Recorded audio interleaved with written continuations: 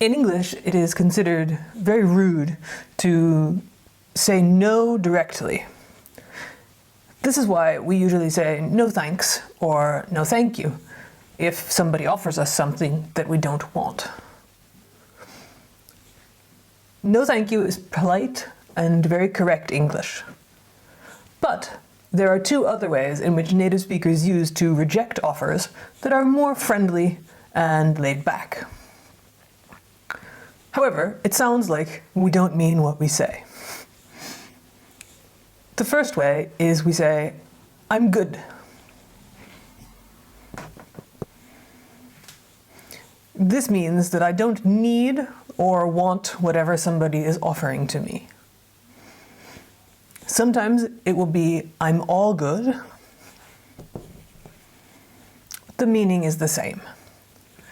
For example, if a friend offers me a glass of wine, I can say, "I'm good, I'm driving."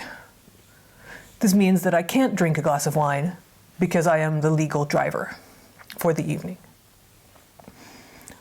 Or if somebody offers me food and I'm not hungry, I can say, "I'm good, thanks," which is just a very friendly way to say, "I'm not hungry."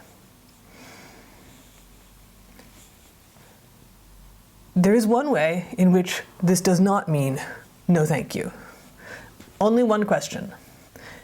If somebody asks you, "How are you?" you can say, "I'm good, thanks," which means I am feeling well or I am feeling happy.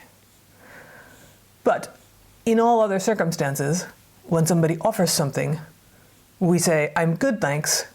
This means no.